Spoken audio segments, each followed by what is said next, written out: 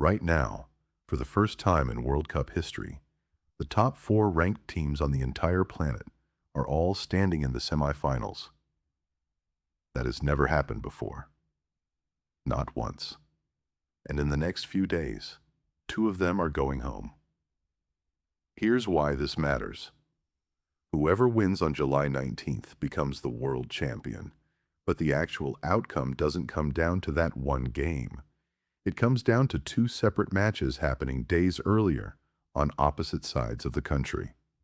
So let's break down exactly how the final gets decided, who's playing who, and why one of these matchups might already be tougher than the final itself. In theory, a World Cup bracket sounds simple. Win your match, move forward, lose, you're out. In practice, most viewers lose track of who's playing who by the time you get to the Final Four. Here's the deal. There are two semifinals. The winner of each one meets in the final. The losers play each other in a smaller, less hyped match for third place. That's it. That's the whole structure. You know, the type of thing that sounds complicated on a bracket graphic but is actually dead simple. Once someone just says it out loud, this is happening first on July 14th in Dallas. France got here by beating Morocco 2-0, with Mbappé scoring his 8th goal of the tournament.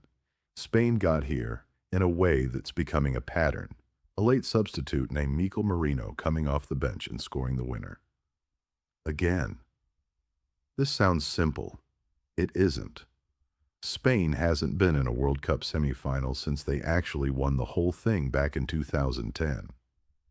France, meanwhile, has made the semis 3 tournaments in a row.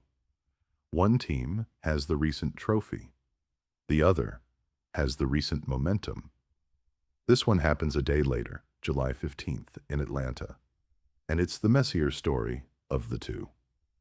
England needed extra time to get past Norway, winning 2-1 in a game that went the full 120 minutes. Argentina's path was even wilder. They beat Switzerland 3-1, also in extra time, with a stoppage time goal from Lautaro Martinez, sealing it after Switzerland had been reduced to 10 men. Here's where it gets interesting. Argentina is the defending champion. Messi is chasing history. England hasn't won a World Cup since 1966.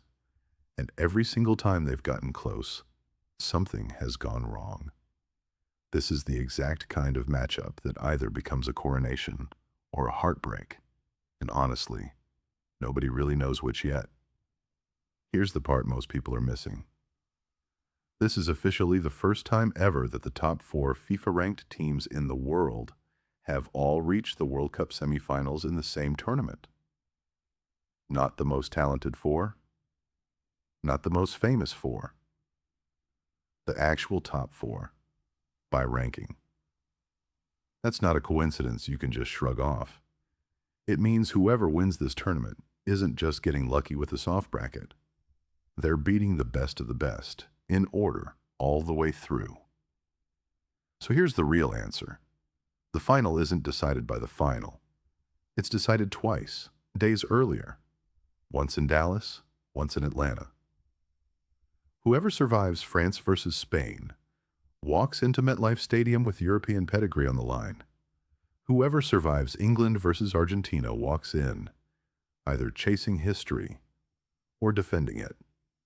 For the first time ever, the 4 best teams on paper are the 4 teams left standing, which means the World Cup final on July 19th won't just crown a champion. It'll settle an argument that started with 2 brutal semifinals days before anyone even sees the final whistle. So here's a question worth sitting with. If these really are the 4 best teams in the world, does that make this the most legitimate World Cup winner in history? Or does it just mean the semifinals were the real final all along?